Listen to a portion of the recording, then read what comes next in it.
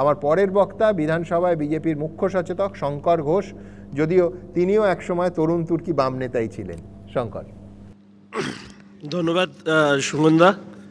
প্রথমেই মঞ্চে আজকের এই অনুষ্ঠানে উপস্থিত শ্রদ্ধেয় আলোচকদেরকে আমি আমার শ্রদ্ধা জ্ঞাপন করে প্রথমেই যে কথা বলে রাখতে চাই যে 2011-র পূর্ববর্তী সময়ের সাথে 2011-র পরবর্তী সময়ের একটি জিনিস লক্ষণীয়ভাবে আমি মনে করি, 2011-র আগে যেগুলো ব্যতিক্রমী ছিল 2011-র পরবর্তীতে সেগুলো অনেক ক্ষেত্রেই রুলে পরিণত হয়েছে। যাই হোক, পরবর্তীকালে সুযোগ সময় হলে এই নিয়ে আলোকপাত করব। ব্যক্তি আক্রমণের রাজনীতিতে বিশ্বাস করি না, তবে অনির্বাণকে শুধু এইটুকু বলবো যে ওই কি পোস্টার ঝুলিয়েছিল আমরা সবাই চোর, সেই দলের প্রতিনিধিত্বকারী সমর্থক হিসাবে আত্মপরিচয় দিয়ে এই আলোচনায় অংশগ্রহণ করবার মতন বুকের পাটা অনির্বাণের আছে। আশা রাখি ও এখন সমর্থক আছে, আগামী দিনে ওই দলের নেতা হবে এবং সেই শুভকামনা ওর প্রতি থাকলো। আমি এতদিন ভাবতাম বা বলবারও চেষ্টা করেছি যে আমাদের রাজ্যের মুখ্যমন্ত্রী মুসলিমদের থেকেও বেশি মুসলিম হওয়ার তিনি চেষ্টা করেন। আজকে এসে দেখলাম যে আমাদের রাজ্যের মাননীয় মুখ্যমন্ত্রী শুধু মুসলিমদের থেকে বেশি মুসলিম হওয়ার চেষ্টা করেন না। আমার মনে হয় সেই জিনটা এখন তৃণমূল কংগ্রেসের দলের অভ্যন্তরে একেবারে ছড়িয়ে পড়েছে নিচতলায়। আশা রাখি এ ব্যাপারে আপনারাও লক্ষ্য রাখছেন। আজকের দিনে রাজনীতিতে পশ্চিমবঙ্গে এই যে কথাগুলো শব্দবন্ধগুলো এসছে, এই শব্দবন্ধ আসার জন্য যদি কেউ দায়ী থাকে আমি ব্যক্তিগতভাবে মনে করি তার নাম হচ্ছে মমতা ব্যানার্জি, রাজ্যের মাননীয় মুখ্যমন্ত্রী। 2011-র পরবর্তীতে আমরা এই প্রথম একজন মুখ্যমন্ত্রীকে দেখলাম যিনি রেড রোডে নামাজ পড়তে গিয়ে তিনি মুসলিম ভাইদের কাছে আবেদন জানাচ্ছেন যে আমাকে ভোট দাও, বিজেপির হাত থেকে আমি তোমাদেরকে রক্ষা করব। আমরা 2011-র পরবর্তীতে এই প্রথম একজন মুখ্যমন্ত্রীকে দেখলাম যিনি ধর্মের নাম করে ইমাম ভাতা চালু করে ধর্ম এবং রাজনীতির সম্পৃক্তকরণের কাজটাকে শুরু করেছেন। আমি পশ্চিমবঙ্গের জেগে ঘুমানো জাগ্রত ধর্মনিরপেক্ষ যে বাঙালি তাদের প্রতি আমি সশ্রদ্ধ প্রণাম জানাই। আমি জানাই এই কারণে, যখন আমাদের মাননীয় মেয়র সাহেব এবং কলকাতা কর্পোরেশনের মেয়র সাহেব তথা রাজ্যের মন্ত্রী পৌর দপ্তরের তিনি যখন বলেন মিনি পাকিস্তান, আমাদের জাগ্রত ধর্মনিরপেক্ষ হিন্দু ভাইয়েরা মুখে সেলোটেপ মেরে রাখেন। আমি তাদেরকে প্রণাম জানাই। যখন হুমায়ুন কবির একথা বলেন যে সংখ্যাতত্ত্বের দিকে তোমরা 30% তোমাদেরকে জলে ভাসিয়ে দেব, তখন আমরা মুখে সেলোটেপ লাগিয়ে রাখি। আমাদের মাননীয় ফিরহাদ হাকিম সাহেব যখন বলেন যে মুসলিম ব্যতীত অন্যান্য ধর্মে জন্মগ্রহণ করা তোমাদের কাছে এটা দুর্ভাগ্যের, দাওয়াতে ইসলামের মধ্যে দিয়ে তোমাদের ধর্মনিরপেক্ষতা, তোমাদের ধর্ম পরিবর্তনের মধ্যে দিয়ে জান্নাত লাভ করবে, তখন আমাদের হিন্দু ভাইরা যারা ধর্মনিরপেক্ষতার কথা বলেন তখন মুখে সেলোটেপ লাগানো থাকে। অসংখ্য উদাহরণ দেব। আল্লাহর রহমতে সংখ্যাগরিষ্ঠ হব, একথা হচ্ছে আমাদের মাননীয় পৌরমন্ত্রী ফিরহাদ হাকিম সাহেবের। আমাদের তখন ধর্মনিরপেক্ষ মানুষদের মুখে সেলোটেপ লাগানো থাকে। ফলে সেই জায়গায় দাঁড়িয়ে যখন শুভেন্দুবাবু তিনি বা শুভেন্দু দা এই সংখ্যালঘু তোষণের রাজনীতির মৌচাকে যখন ঢিল মারেন, তখন রেড়ে করে খই ফুটতে শুরু করে আমাদের ধর্মনিরপেক্ষ তথাকথিত ধর্মনিরপেক্ষতার নামে মেকি মুখোশধারী সংখ্যালঘু তোষণকারীদের যারা রাজনীতি করেন তাদের নিয়ে। আমি একটু আপনাদেরকে বলতে পারি, আমি এই ভাষাতেই বলতে চাই যে এই রাজ্যে যে সরকার চলছে সেই সরকার হচ্ছে একটা anti Hindu mind set up নিয়ে চলছে। এই রাজ্যের সরকার সাম্প্রতিক 3-4 মাস আগে আপনাদের মনে আছে যে হকার উচ্ছেদ নিয়ে মুখ্যমন্ত্রী হই হই রই রই করা শুরু করেছিলেন। কিন্তু এই হকার উচ্ছেদ করবার সময় আপনারা দেখেছেন যে কোন কোন জায়গায় বেছে বেছে হকার উচ্ছেদ করা হয়েছে আর ছাড় দেওয়া হয়েছে খিদিরপুর, চাঁদনি চক, পার্ক স্ট্রিট, স্প্ল্যানেড এই চত্বরে। কেন এই ধরনের বৈষম্য? আমরা জানতে চাই অ্যাপিসমেন্ট কোন জায়গায় পৌঁছেছে। যখন মক্কায় গিয়ে কারো মৃত্যু হয় দুর্ঘটনার কারণে, তাকে এই রাজ্যে ক্ষতিপূরণ দেওয়া হয়, আর কুম্ভকে মৃত্যু কুম্ভ বলা হয়, কিন্তু সেখানে মৃত্যু ঘটলে এই রাজ্যের মুখ্যমন্ত্রী তাদের ক্ষতিপূরণের ব্যবস্থা করেন না। এই তোষণের রাজনীতির বিরুদ্ধে এই লড়াই আমরা করছি এবং সোজাসুজিভাবে করছি। যে মেকি ধর্মনিরপেক্ষতার মুখোশে বাঙালি আজকে রয়েছে, সেখানে দাঁড়িয়ে আমরা একথা বলতে চেয়েছি। কি বলা হতো? যে এটা ভাতের লড়াই, জাতের নয়। আজকে যে বাংলাদেশে ঘাট ধাক্কা খেয়ে যে বাঙালি আজকে পশ্চিমবঙ্গে উদ্বাস্তু হয়ে এসেছিল, অনুপ্রবেশকারী নয়, সেখানে বাংলাদেশে সেই লড়াইটা ভাতের ছিল না, সেই লড়াইটা ছিল জাতের। একই ভাষায় কথা বলা এক বাঙালি আরেক বাঙালিকে ধাক্কা দিয়ে বের করে দিয়েছিল সীমানার ওপারে, কারণ তাদের ধর্ম ছিল হিন্দু। এই কথাগুলো বলবার গাটস আমাদের আছে, তাই আমরা সরাসরি এই কথা বলতে চাই। অনির্বাণ বলছিল আমার শরীরে চের ট্যাটু আছে। হ্যাঁ, আমার শরীরে চের ট্যাটু আছে, কিন্তু আমার শরীরে চোরের স্ট্যাম্প নেই, যেটা অনির্বাণ যে দলের প্রতিনিধিত্ব করে এই গর্ব নিয়ে আমি রাজনীতি করি। ফলে স্বাভাবিকভাবে আজকে এই একটা অ্যান্টি হিন্দু, একটা অ্যাপিজমেন্ট পলিটিক্স করা এই রাজ্যের সরকারের বিরুদ্ধে যে লড়াই আমরা করছি, সেই লড়াইকে আমরা শেষ অবধি নিয়ে যাব। ওই চ্যাংদোলা আর ঘুষো, আমি শুধু এইটুকু বলতে চাই, হ্যাঁ আমরা চ্যাংদোলা করে ছুঁড়ে ফেলতে চাই। পশ্চিমবঙ্গে যে মানসিকতা নিয়ে এই অ্যাপিজমেন্টের পলিটিক্স চলে, সেই অ্যাপিজমেন্টের পলিটিক্স করে চ্যাংদোলা করে বাইরে ফেলতে চাই, যাতে এই রাজ্যে উন্নয়নের কথা নিয়ে মানুষ কথা বলতে পারে, এই রাজ্যে দুর্নীতির কথা নিয়ে মানুষ কথা বলতে পারে, এই রাজ্যে কর্মসংস্থান নিয়ে মানুষ কথা বলতে পারে। এই রাজনীতি আমরা করতে চাই, আর করতে চাই বলেই আজকে এখানে বলবার সময় আমার অত্যন্ত প্রিয় শ্রদ্ধাভাজন ব্যক্তি নজরুল ইসলাম সাহেব একটি কথা বলেছেন, রাষ্ট্রপতি শাসন এবং স্বচ্ছ নির্বাচন। আসলে আমরা স্বচ্ছ নির্বাচন চাই, এবং স্বচ্ছ নির্বাচনের পরিস্থিতি তৈরি করবার জন্য যে পদ্ধতিতে তৈরি করা সম্ভব সেই পদ্ধতিতে তৈরি করা হোক, এটা আমরা বারবার করে বলার চেষ্টা করেছি। বিরোধী দল হিসাবে ভারতীয় জনতা পার্টি আমরা এই রাজ্যে আমাদের কাজ করবার ক্ষেত্রে কি পরিসর পেয়েছি আপনারা যদি দেখেন, 2014 সাল পরবর্তী ভারতীয় জনতা পার্টিকে যে কোনো সভা করতে গেলে আদালতে যেতে হয়। এটা কোন গণতান্ত্রিক পরিবেশ যেখানে বিরোধী দলের কোনো সভা করতে গেলে আদালতে যেতে হয়? সুমনদা বলছিলেন প্রেসের উপরে আক্রমণ, এই এবিপি আনন্দের সাংবাদিকদের উপরে কতবার আক্রমণ সংগঠিত হয়েছে, এবং আমি মনে করি যে কোনো রাজ্যে যে কোনো জায়গায় যদি সাংবাদিকদের উপরে আক্রমণ হয়, আমি নিশ্চিত যে সেই সরকার ক্ষমতাসীন সরকারকে নিজেকে আয়নার সামনে দাঁড় করাতে হয়।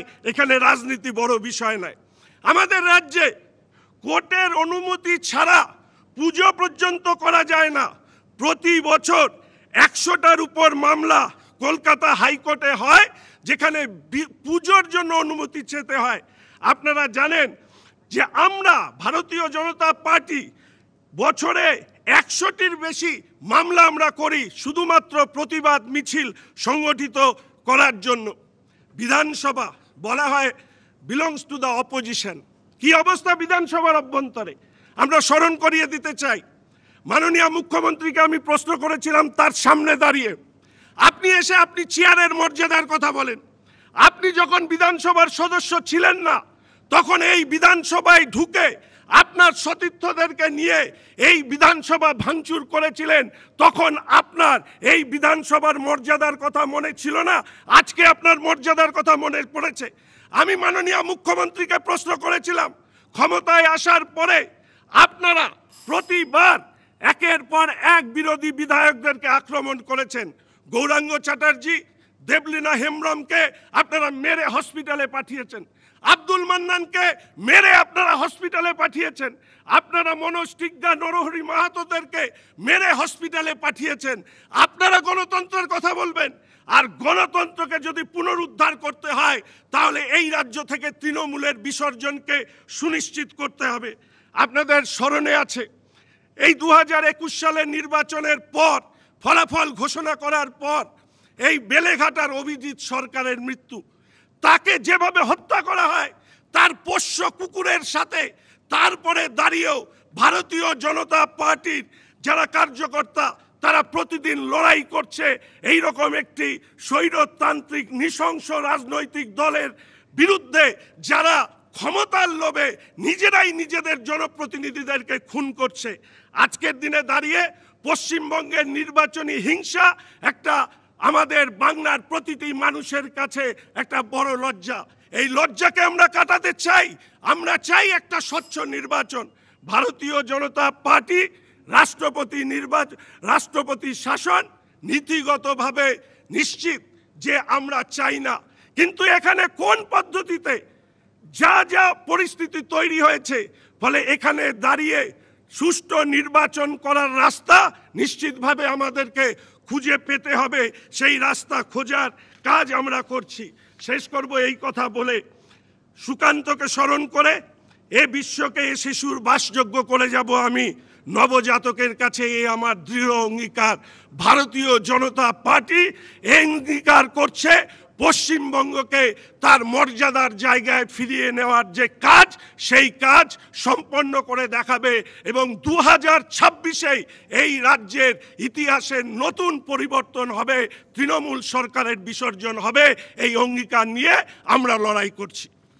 ধন্যবাদ শঙ্করকে বিশেষ করে ধন্যবাদ জানাবো যে এই রাজ্যে সাংবাদিকতার অবস্থা তুলে ধরার জন্য এবং সমর্থন করার জন্য। কিন্তু পাশাপাশি যদি একই রকম তীব্র এবং তীক্ষ্ণ সমালোচনা শঙ্কর করত যখন উত্তরপ্রদেশে সাংবাদিককে খুন হতে হয়, কিংবা মধ্যপ্রদেশে অর্ধ উলঙ্গ হয়ে গোটা রাত থানার মধ্যে পুলিশি অত্যাচারের সম্মুখীন হতে হয়, সেটাও একেবারে সমান্তরালভাবে সমালোচনা করা হতো।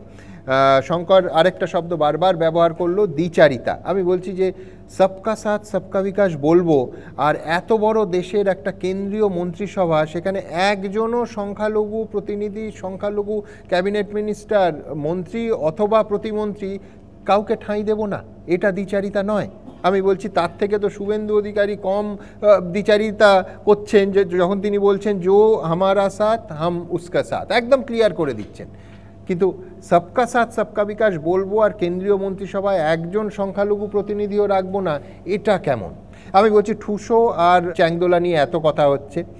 শঙ্কর, ঠুসোর দায়িত্ব খুব স্বাভাবিকভাবেই মমতা বন্দ্যোপাধ্যায়কে দিয়েছে, ঠ্যাং ভাঙার দায়িত্ব মমতা বন্দ্যোপাধ্যায়কে দিতে পারত, কারণ একটি বলেছেন হুমায়ুন কবির আর একটি বলেছেন সিদ্দিকুল্লাহ চৌধুরী, তিনি আবার মন্ত্রী। কিন্তু আমি দেখলাম যে শঙ্কর চ্যাংদোলার শব্দের দায়িত্ব মমতা বন্দ্যোপাধ্যায়ের ওপর চাপিয়ে দিল। সেটা অবশ্য শুভেন্দু অধিকারী আগে তৃণমূল কংগ্রেসে গুরুত্বপূর্ণ নেতা ছিল এবং গুরুত্বপূর্ণ একাধিক দপ্তরের মন্ত্রী ছিল বলে কিনা আমার জানা নেই। দেখুন, চ্যাংদোলা ঠুসো শব্দের ব্যবহার নিয়ে যারা এই 2025-এ এসে ভিড়মি খাচ্ছেন তাদের বলি, রাজ্য রাজনীতির শব্দভাণ্ডারটা কিন্তু একদিনেই তলানিতে এসে পৌঁছয়নি। ভাবুন, কত বছর আগে নির্বাচনী জনসভায় রাজ্যের তৎকালীন অর্থমন্ত্রী অশোক মিত্র বলেছিলেন, বিধানসভা চলাকালীন মা প্রায়ই জানতে চান, হ্যাঁ রে, তোকে তো আমি কিছু লেখাপড়া শিখিয়েছিলাম, তা তুই এ কোথায় যাস, কাদের সঙ্গে বসিস?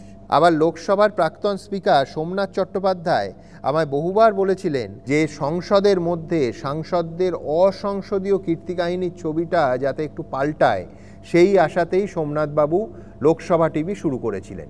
কিন্তু সংসদের অধিবেশনে সরাসরি সম্প্রচারেও ছবিটা একটুও বদলেছে কি? আপনারাই বিচার করবেন। এবার বিধানসভার কথায় আসি। ঐতিহ্যশালী আমাদের পশ্চিমবঙ্গ বিধানসভাও বহু উত্তপ্ত বাকযুদ্ধের সাক্ষী। কুখ্যাত ডিরেক্ট অ্যাকশনের পর অবিভক্ত বাংলার শেষ প্রধানমন্ত্রী সুরাবর্দী হঠাৎ উত্তেজিত হয়ে হিন্দু মহাসভার বিরুদ্ধে গুন্ডামির অভিযোগ আনলেন। শ্যামাপ্রসাদ মুখোপাধ্যায় সঙ্গে সঙ্গে প্রতিবাদ করে বললেন, সুরাবর্দী নিজে গুন্ডাদের রাজা। দুপক্ষের প্রায় লড়াই বেঁধে যাওয়ার অবস্থা।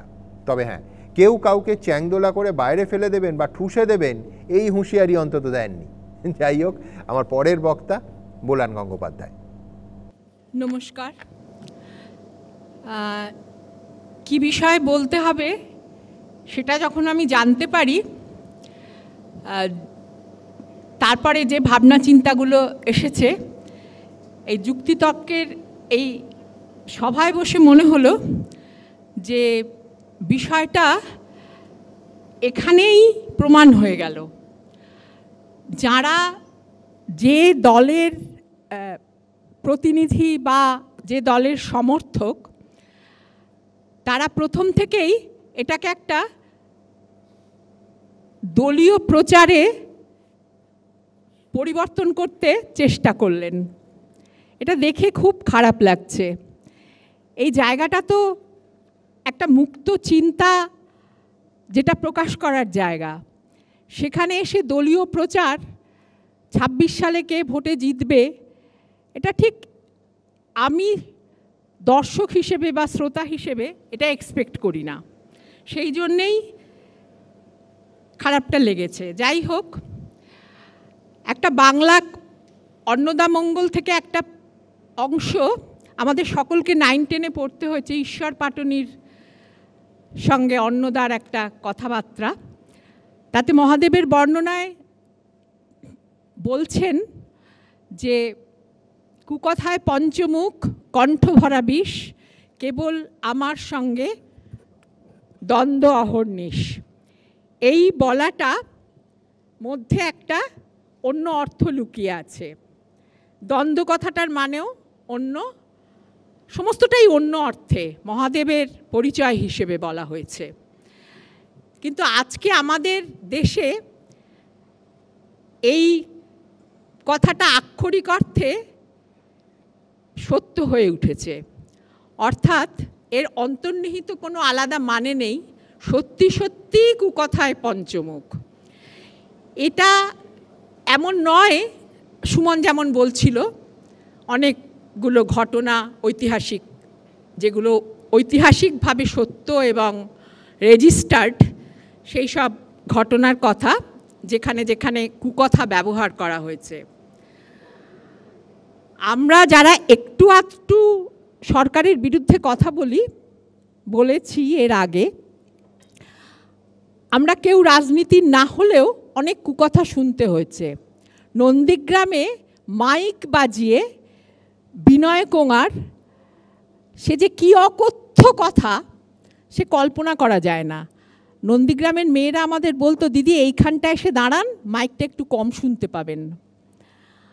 আবার মেধা পাটকার এসেছিলেন নন্দীগ্রামের মেয়েদের সঙ্গে কথা বলতে, তখন ওইখানকার লোকাল নেতারা মানে মেয়েদের দিয়েই কুৎসিত অঙ্গভঙ্গি করিয়েছিলেন।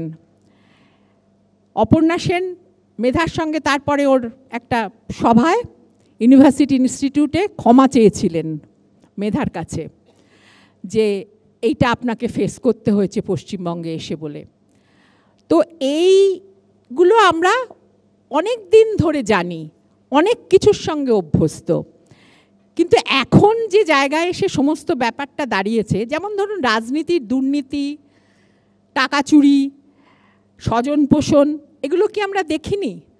চিরকালই দেখেছি, স্বাধীনতার পর থেকেই হচ্ছে। কিন্তু এখন সমস্ত বিষয়টা একটা লাগাম ছাড়া পর্যায়ে চলে গেছে।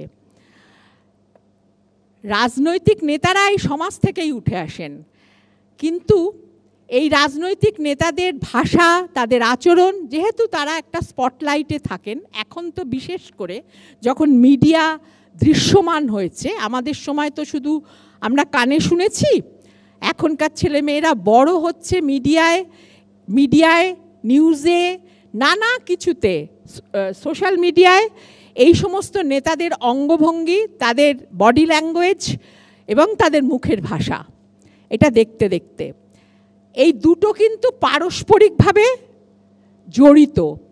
এই সমাজ থেকেই উঠে আসছে এই ভাষা এবং এই সমাজকেই প্রভাবিত করছে এই ভাষা। এখনকার ছেলে মেয়েদের মধ্যে এই অমার্জিত ভাষা, এই যা কিছু বলার একটা প্রবণতা, এবং যারা বুঝতেই পারে না যে এই ভাষাটার মধ্যে কোনো একটা অপপ্রয়োগ হলো, এই ভাষাটা ঠিক হলো না, এই কথাটাও তারা বুঝতে পারে না। হাঁ করে এরমভাবে কথা বলছো কেন, এই কথা বললে তারা হাঁ করে তাকিয়ে থাকে, কারণ তারা বুঝতেই পারে না এই কথাটার মধ্যে দোষ কী। খুব ছোট ছোট সাধারণ কথায় আমরা দেখি যে ভাষা যে আত্মপ্রকাশের হাতিয়ার, সেই আত্মপ্রকাশটা কিভাবে সমস্ত সাংস্কৃতিক পরিমণ্ডলটাকে ভেঙে দিচ্ছে এবং সমস্ত সমাজটাকে ক্রমাগত নিচের দিকে ঠেলছে। কথায় কথায় আমরা একটা বলি কলের লাইনের ভাষা বা বস্তি বাড়ির ভাষা। আমি বস্তিপাড়ায় বড় হয়েছি, কোঠাবাড়িতেই বড় হয়েছি, কিন্তু আমার পাড়ার সারাউন্ডিংসটা পুরোটা বস্তির। এই উত্তর কলকাতার বস্তি পাড়ায় আমি দেখেছি যে যারা বস্তিতে বাস করেন তাদের সকলের ভাষা এরকম নয়। কলের লাইনেও যারা আসেন তাদেরও সকলের ভাষা এরকম নয়। তবু আমরা বলি কেন বস্তির ভাষা? কারণ সেখানে খুব নগ্নভাবে প্রকাশের একটা রীতি আছে। সেখানে অসংস্কৃত এবং লেখাপড়ার চল নেই বলে, যেহেতু তারা স্কুলেও যায় না বা মাঝে কিছুদিন স্কুলে গিয়েছিল আবার বন্ধ হয়ে গেছে, সেহেতু তাদের জীবনবোধের মধ্যে একটা সম্পূর্ণ অন্য জীবন ঢুকে পড়ে। সেই জন্যে তাদের ভাষাটা খানিকটা অসংস্কৃত। আমরা মধ্যবিত্ত শিক্ষিত শ্রেণীরা এই ভাষায় কথা বলতাম না, কিন্তু আজকের রাজনৈতিক নেতারা যারা ওই পরিবেশ থেকে উঠে আসেননি, এবং আমরা দেখছি, আমি লক্ষ্য করে দেখি যে রাজনৈতিক নেতারা ওই পরিবেশ থেকে এসেছেন তাদেরও কিন্তু ভাষা সংস্কৃত হয়েছে, অনেকটাই মার্জিত হয়ে গেছে। কিন্তু যারা আসেননি তারা ক্রমশ ওই ভাষাতে মানে অভ্যস্ত হয়ে পড়ছেন। পাড়ায় যখন রাজনৈতিক ক্লাবের অনুষ্ঠান হয়, সেখানে যে ভাষায় অ্যানাউন্সমেন্ট হয় সেটাতে কানে হাত দিতে হয়, এবং এই ভাষাটার মধ্যে যে বাঙালির একটা অবমাননা লুকিয়ে আছে, ভাষার অবমাননা, লেখাপড়ার অবমাননা, বঙ্কিমচন্দ্র রবীন্দ্রনাথের অবমাননা, সেটা বোঝার বা বোঝানোর মতো কেউ নেই। এখন একটা রাজনীতি তৈরি হয়েছে, যে রাজনীতি শুধু ব্যক্তিগত আক্রমণকে কিভাবে শানাতে হয় সেই জায়গাটায় চলে গেছে। এখানে ভোটের আগে আমরা ভারতবর্ষের প্রধানমন্ত্রীর পদে যিনি আছেন তিনি এসে দিদি দিদি বলে একটা ব্যঙ্গ টোন করলেন। আমি নিশ্চিত জানি যে এইটা সাধারণ মানুষের ভালো লাগেনি, কারণ সাধারণ মানুষ কিন্তু সবসময় নেতাদের অনুসরণ করে কিছু একটা পেতে চান। সেই পাবার জায়গাটা যখন এইখানে এসে দাঁড়ায়, এই যে ক্রমাগত একটা লোককে সেই দলের প্রতিভূ হিসেবে ঠিক করে দলও তার কথায় চলে এবং মানুষও সেই লোকটাকে দেখতে অভ্যস্ত হয়ে যায়, তখন আর বোঝা যায় না যে কোথা থেকে আমাদের ফ্যাসিজম আসছে আর কোথা থেকে আসছে না। ভাষার গোলমাল শিক্ষিত মানুষের মধ্যে যে ছিল না এমন তো নয়, ছিল। আমরা জানতাম যে থানায় খুব খারাপ ভাষা ব্যবহার করা হয়। থানার ওসিদের ভাষা নিয়ে অনেক গল্প সাহিত্য অনেক জায়গায় আছে যে তারা কিভাবে কি ভাষা ব্যবহার করে। আমি একজন ইংরেজ আমলের ওসির মেয়েকে চিনতাম, যে তিনি বলেছিলেন যে আমার বাবা যখনই ওদের থানাটা বাড়ির সংলগ্ন ছিল, কোনো সময় আমাদের ওইখানে যাবার পারমিশন ছিল না, কারণ বাবা যেভাবে কথা বলতেন সেটা আমাদের শোনার অধিকার মানে শুনতে দিতে চাইতেন না। কাজে ভাষার গোলমাল এই জিনিসটা বরাবরই আছে, কিন্তু যেটা এখন এসে দাঁড়িয়েছে সেটা হচ্ছে ব্যক্তিগত আক্রমণের জায়গা। এইটা বোধহয় আমরা আরও নিচে নামছি, সেটার প্রকাশ হচ্ছে। আর একটা টপিক ছিল এই আলোচনা সভার, সেটা রাষ্ট্রপতি শাসন নিয়ে। রাষ্ট্রপতি শাসন কোনো গণতান্ত্রিক দেশের চাওয়া হতে পারে না, যেমনই হোক সেটা আমাদের গণতন্ত্র।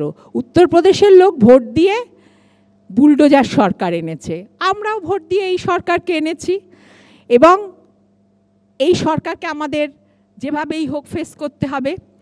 এমন নয় যে বাঙালি বা পশ্চিমবঙ্গ কোনোদিন রাষ্ট্রপতি শাসনের ভেতর দিয়ে যায়নি। আমাদের আমরা যারা বয়স্ক মানুষ তাদের ধরমবীরাকে মনে আছে, এবং ইদানিংকালে আমরা ধনখড়কেও দেখলাম। তাতে যে কিছু খুব একটা কিছু পরিবর্তন হবে এমন কথা না, এবং এটা কোনো সলিউশন না। সবচেয়ে বড় কথা, আমাদের এখন সামনে এসে দাঁড়িয়েছে আমাদের একটা সামাজিক সলিউশনের দিকে যেতে হবে, যে সলিউশনটা আমাদের নেতাদেরও ঠিক করবে, তাদের মুখের ভাষাকে সংযত করবে, তাদের গণতান্ত্রিক বোধের উদ্বোধন করাবে, এবং সেই সঙ্গে সমাজটাকেও একটা ঠিক দিকে চালনা করতে পারবে। ভোট দিয়ে দেশ, অনেক সময় শুনি, এই যুক্তিতক্করই অন্য এপিসোডে শুনেছি যে দেশ ভাগ হয়েছে সাম্প্রদায়িক ভিত্তিতে। এক্ষুনি শঙ্করবাবু বললেন যে হিন্দু বলে ওদের তাড়িয়ে দিয়েছে। দেশভাগ জনগণের মতামত নিয়ে হয়নি, দেশভাগ করেছিলেন নেতারা। তার অনেক ব্যাখ্যা, অনেক রকম বিশ্লেষণ ইতিহাসে হয়, কিন্তু দেশ ভাগ হয়ে যে আমাদের কারোরই ভালো হয়নি, পাকিস্তানেরও না, বাংলাদেশেরও না, আমাদেরও না, তদানীন্তন পূর্ববঙ্গ বা পশ্চিমবঙ্গ কারোরই কোনো ভালো হয়নি। এবং এই ভালো যে হয়নি, এটা যদি আমরা বুঝতে পারি তাহলে আমরা সেটাকে রেকটিফাই করব। আজকে একবিংশ শতাব্দীর 2025 সালে দাঁড়িয়ে আমরা হিন্দু মুসলমান নিয়ে নিজেদের আইডেন্টিটি ভাবতে যাব না। আর কথায় কথায় একটা কথা খুব বলা হয় যে পশ্চিমবঙ্গে মুসলমানরা খুব ভালো আছে। এটা কোনো মন্দির মসজিদ তৈরি করে হিন্দুরা কেমন আছে আর মুসলমানরা কেমন আছে এটা বলা যায় না। বলতে হয় সাধারণভাবে মুসলমানরা মেন স্ট্রিম সুযোগ সুবিধে কতটা পাচ্ছেন। আপনার 15-16 বছরের এডুকেশন লাইফে আপনার কতজন মুসলমান ক্লাস ফ্রেন্ড হয়েছে, কতজনের সঙ্গে আপনার সোশ্যাল মিক্সিং হয়েছে, কতজনকে আপনি চেনেন যাদের বাড়িতে আপনি নিমন্ত্রিত হন, কি হিন্দু কি মুসলমান। এই যে দুটো তরফের এই যে ভাগাভাগিটা, এটা কি পশ্চিমবঙ্গে নেই?